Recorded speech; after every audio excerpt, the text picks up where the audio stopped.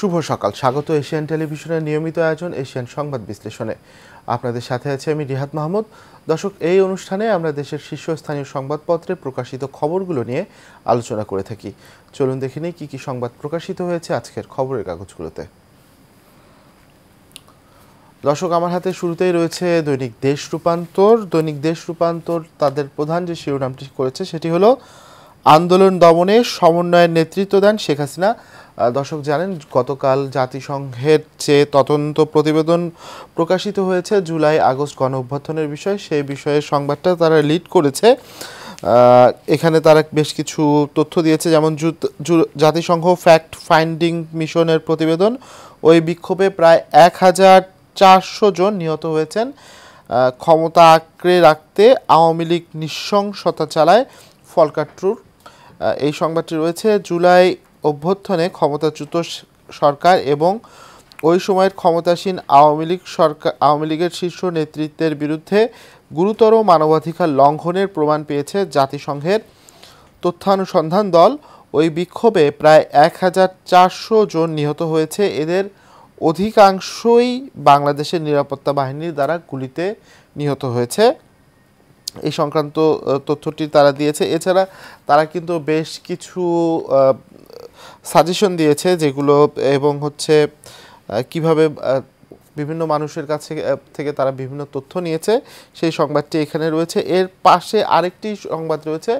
গতকাল কিন্তু প্রধান উপদেষ্টা এবং বেশ কয়েকজন উপদেষ্টা ক্ষমতাচ্যুত আওয়ামী লীগ সরকার যে বিভিন্ন জায়গায় বন্দিশালায় মানুষদের নির্যাতন করত, ভিন্ন মতের যারা ছিল তাদের নির্যাতন করতেন, সেই নির্যাতনের সেই বন্দিশালাগুলো কিন্তু গতকাল প্রধান উপদেষ্টা ডক্টর মোহাম্মদ ইউনূস এবং বেশ কয়েকজন উপদেষ্টা সহ পরিদর্শন করেছেন। এতে গণমাধ্যম কর্মীরাও ছিলেন তার সঙ্গে এবং ভুক্তভোগীরাও ছিলেন। সেই সংক্রান্ত ছবিটি কিন্তু তার পাশেই দেখতে পাচ্ছি এবং সেই সংক্রান্ত সংবাদটি রয়েছে।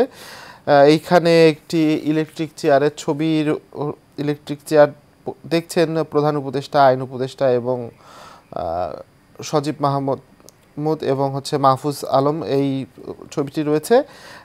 এইটির শিরোনাম করা হয়েছে সবখানে নির্যাতনের চিহ্ন।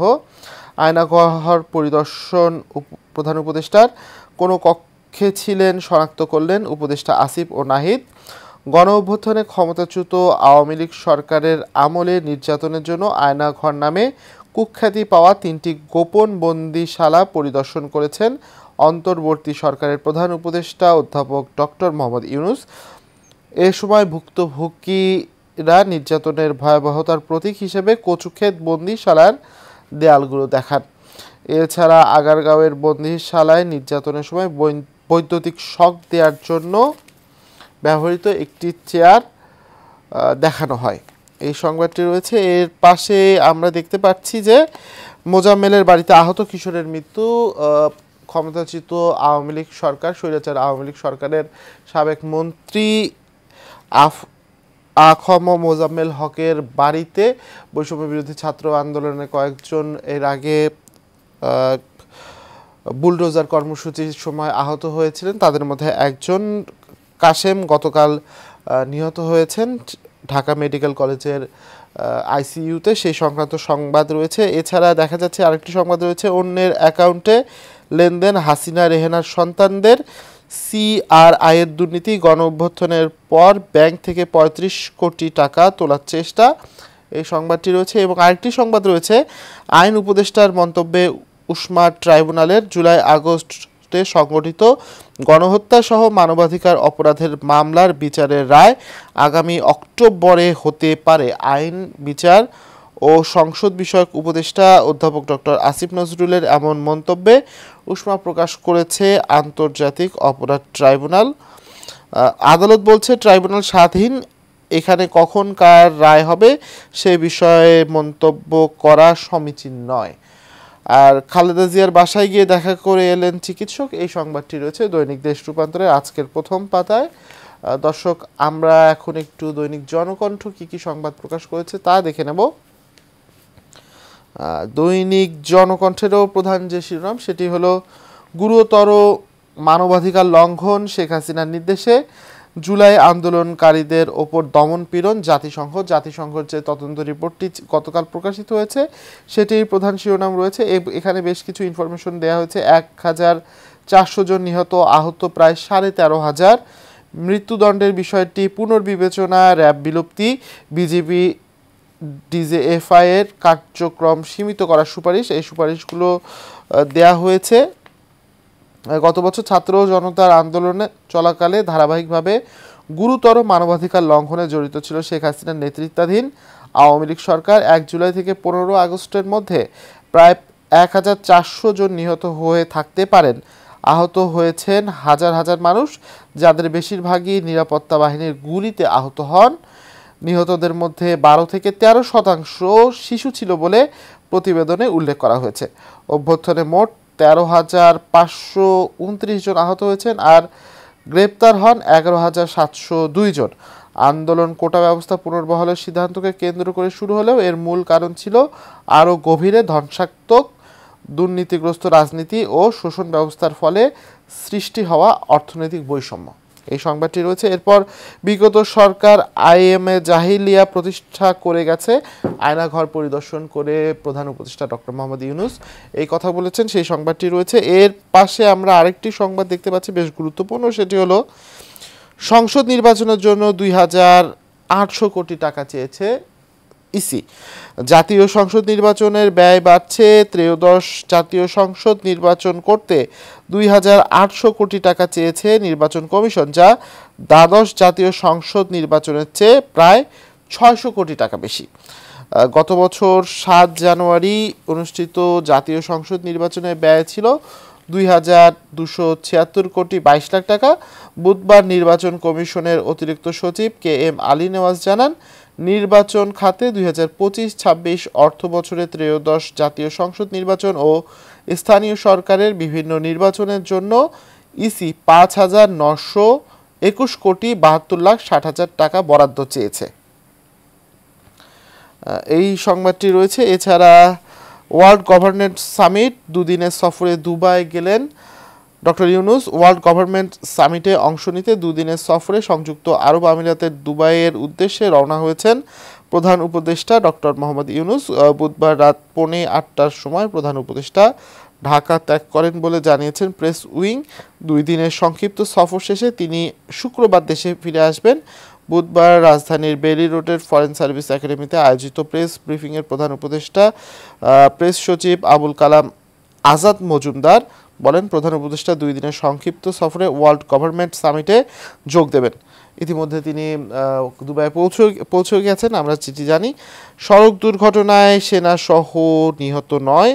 দেশের বিভিন্ন স্থানে সড়ক দুর্ঘটনায় অন্তত 9 জন নিহত ও বহু মানুষ আহত হয়েছে। গত 24 ঘন্টায় হতাহতের এসব ঘটনা ঘটে।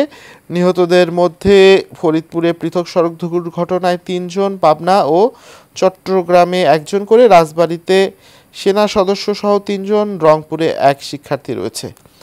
এই সংবাদটি আমরা দেখতে পাচ্ছি দৈনিক জনকণ্ঠে। এছাড়া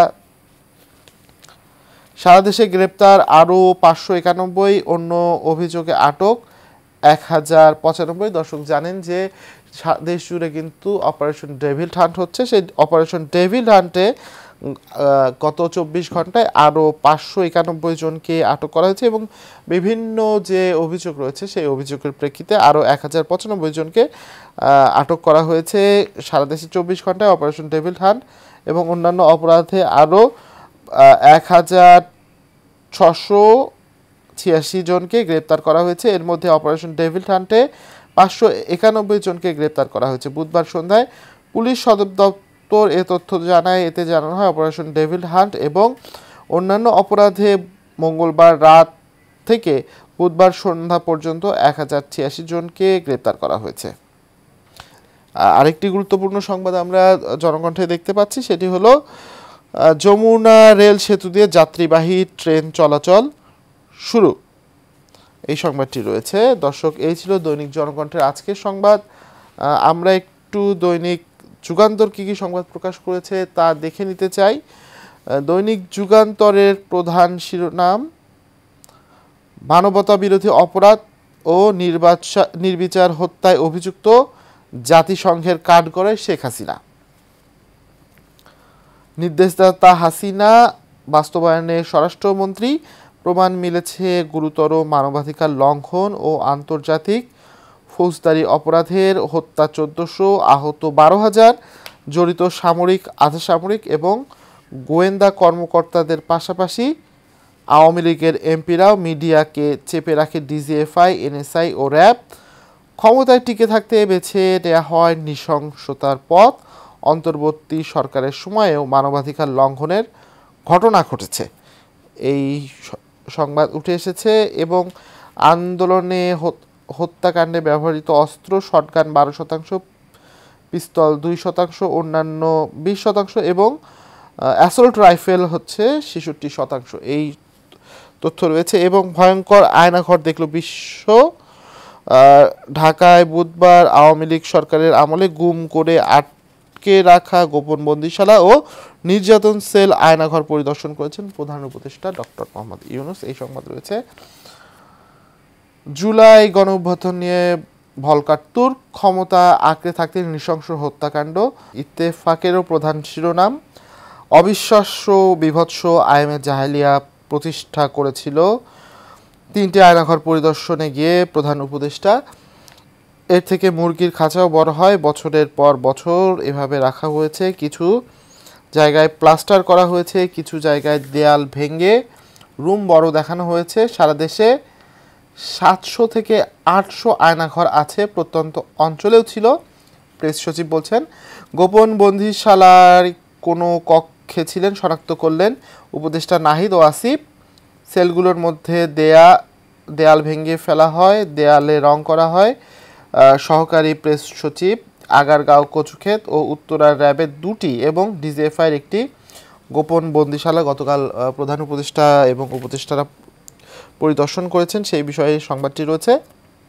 এর পাশেই জাতিসংঘের তথ্যানুসন্ধান দলের প্রতিবেদন, আন্দোলন দমাতে শেখ হাসিনা সরকার গুরুতর মানবাধিকার লঙ্ঘন করেছে। ছাত্র জনতার আন্দোলনে নিহতের সংখ্যা প্রায় 1400। র্যাব ও এনটিএমসি বিলুপ্তের আহ্বান, অবাধ নির্বাচনের জন্য সহায়ক পরিবেশ নিশ্চিত এবং রাজনৈতিক দল নিষিদ্ধ করা থেকে বিরত থাকার পরামর্শ, বেশ কিছু পরামর্শ দেওয়া হয়েছে সেই প্রতিবেদনে, সেই সংক্রান্ত সংবাদ এটি।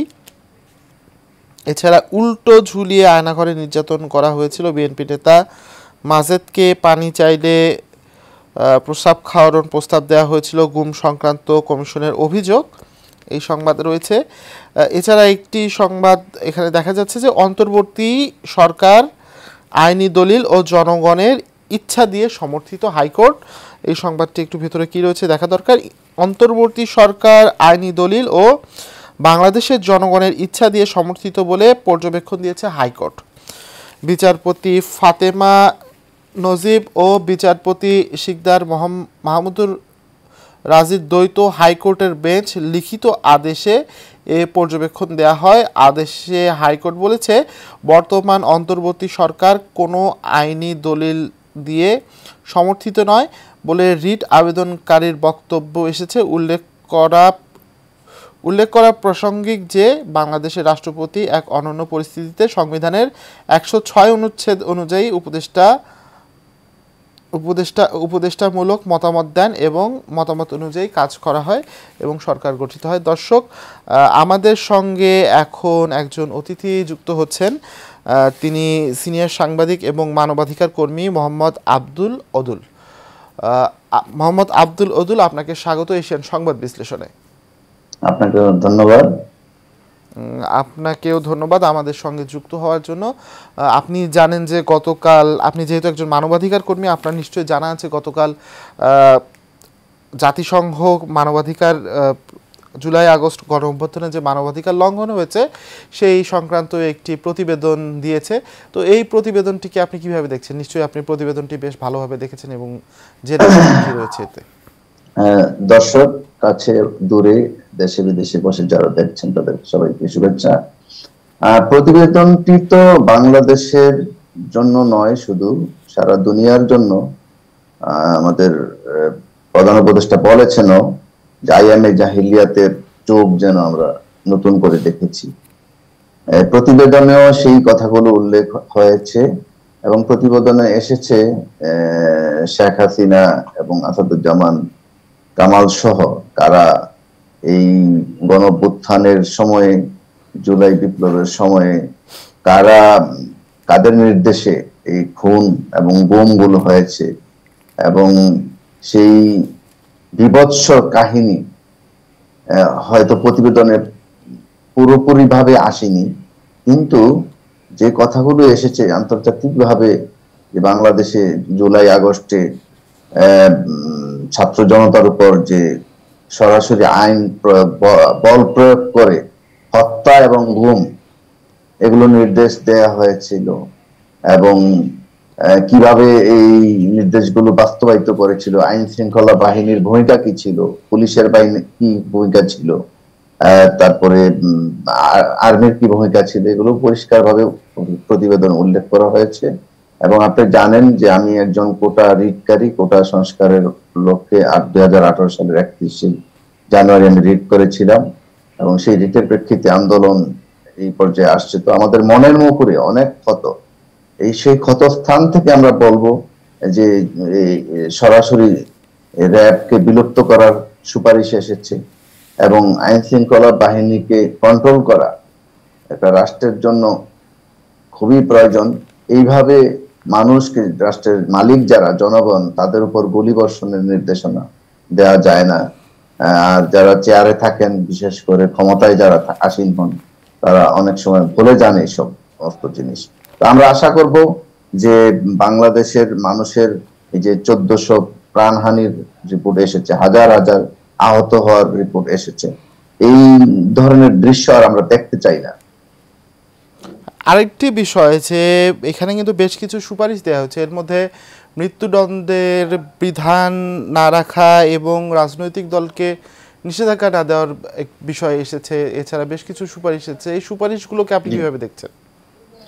আমি বলবো মৃত্যুদণ্ডের বিধান না রাখার যে সুপারিশ এসেছে, এটা ইউরোপে বেশ কিছু দেশে মৃত্যুদণ্ড নেই। মৃত্যুদণ্ড না দিয়ে বিকল্প কিছু করা যায় কিনা, সেই কারণে তাদের মতো করে তারা সুপারিশ করেছে। আরেকটি বিষয় হলো যে রাজনৈতিক দলকে নিষেধাজ্ঞা না দেয়া। এটা কেন নিষেধাজ্ঞা দেবেন? এই যে 3 দিন আগে আপনি জামাতকে নিষিদ্ধ করলেন, 3 দিন পরে দেখা গেল যে সেনাপ্রধান রাজনৈতিক দলের ব্যক্তিত্বদের উপস্থিতির ক্ষেত্রে প্রথমে বললেন যে আমাদের আমির ছিলেন। এই নিষেধাজ্ঞার প্রয়োজনটা কি? আমি মনে করি না কোনো একটি রাজনৈতিক দলকে নিষিদ্ধ করে তাকে থামিয়ে দেয়া যায়, বরং এটা আরো জলসে ওঠে। আমি রাজনৈতিক দলকে নিষিদ্ধ করার পক্ষে নয়। আমরা চাই রাজনৈতিক দল থাকুক, তারা তাদের মতো করে, তাদের যদি জনসমর্থন তৈরি হয় তারা ক্ষমতায় আসবে, না থাকলে তারা আসবে না, তারা পিছিয়ে পড়বে। নিষিদ্ধ করার বিধান আমার মনে হয় না যে এই তাদের সুপারিশটা আমি সমর্থন করি এবং আমি মনে করি বাংলাদেশের পরিপ্রেক্ষিতে কোন রাজনৈতিক দলকে নিষিদ্ধ করাটা ঠিক নয়। আচ্ছা, গতকাল তো প্রধান উপদেষ্টা কিন্তু আয়নাঘরগুলো পরিদর্শন করেছেন। এতদিন আমরা সবাই শুনেছি আয়নাঘর ছিল, আছে, বা আয়নাঘরে কী ধরনের নির্যাতন হতো সেটি আমরা শুনেছি। গতকাল কিন্তু অনেকটা জাতি দেখলো যে কিভাবে মানুষকে নির্যাতন করা হচ্ছে। এটি কতটুকু মানবাধিকারের লঙ্ঘন বলে আপনি মনে করেন? দেখুন, মানবাধিকার বলতে একটি শিশু ভূমিষ্ঠ হওয়ার পর থেকে পৃথিবীতে সে যা যা পায় সেগুলোকে আমরা মানবাধিকার বলি। সংবিধানে উল্লেখ থাকলে সেগুলোকে আমরা মৌলিক অধিকার বা ফান্ডামেন্টাল রাইটস বলি। তো কি ধরনের মানবাধিকার লঙ্ঘন? এটা তো আমার জীবন হানি। আমরা ছোটবেলা পড়তাম খাদ্য, বস্ত্র, শিক্ষা, চিকিৎসা, বাসস্থান, বিনোদন, এইগুলো আমাদের মৌলিক চাহিদা, কিন্তু তার চেয়ে বড় চাহিদা হলো আমাদের নিরাপত্তা। আমরা মানুষ হিসেবে বেঁচে থাকার যে অধিকার, পৃথিবী আমাকে সেই অধিকারটা আগে দেবে। আমি বেঁচেই থাকলাম না, আয়নাঘরে বন্দি করে মানুষকে, মানুষের জীবন, না জানি কত মানুষ ওখানে প্রাণ হারিয়েছে। যারা ফিরে এসেছে, বেঁচে গিয়েছে, তাদের বর্ণনাগুলো শুনলে লোমহর্ষক সেই বর্ণনা, সেই কথা মনে আসলে হৃদয়ে রক্তক্ষরণ হয়। প্রতিটি মানুষের মধ্যে এটা একটা টাচ করে যে এইরকম হয় নাকি, এইরকম নির্যাতন, নিষ্পেষণ কেন?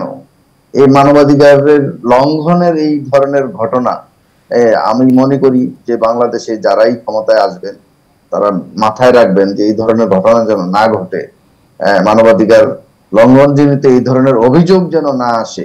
বাংলাদেশের মানুষ আসলে, জনগণ আসলে এটা চায়।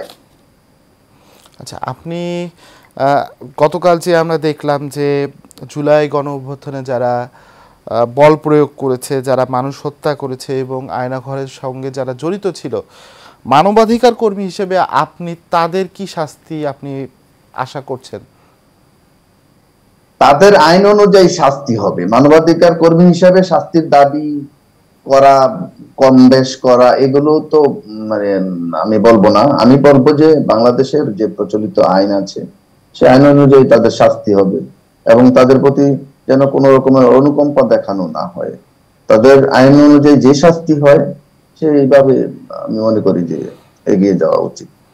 আইনের আইনের শাসনের নামেও আমাদের দেশে এবং সারা পৃথিবীতে যে শোষণ নির্যাতন হয় এটাও যেন না হয়, এবং যারা আইন প্রণয়ন করেন তারা যেন ক্ষমতার দিকে না তাকিয়ে মানুষের দিকে তাকান, মানবাধিকারের বিষয়গুলোকে লক্ষ্য রেখে আইন প্রণয়ন করেন এবং প্রয়োগ করেন, সেটা আমার প্রত্যাশা। আপনাকে অসংখ্য ধন্যবাদ মোহাম্মদ আব্দুল অদুল, আমাদের সঙ্গে এত সকালে যুক্ত হওয়ার জন্য। আমরা এশিয়ান সংবাদ বিশ্লেষণের একেবারে শেষ পর্যায়ে চলে এসেছি। আমাদের সময় দেওয়ার জন্য আপনাকে অসংখ্য ধন্যবাদ। দর্শক আপনাদেরকেও ধন্যবাদ। দর্শক, আজকের সংবাদপত্রগুলোতে বেশিরভাগ যে সংবাদটি এসেছে সেটি হচ্ছে জাতিসংঘের যে জুলাই আগস্ট গণঅভ্যুত্থানের যে মানবাধিকার লঙ্ঘন হয়েছে সেই সংক্রান্ত তথ্য প্রতিবেদনের উপরে বেশিরভাগ সংবাদপত্র তাদের প্রধান শিরোনাম করেছে এবং প্রধান উপদেষ্টা গতকাল 3টি আয়নাঘর পরিদর্শন করেছেন। সেই সংক্রান্ত সংবাদ সকল পত্রিকায়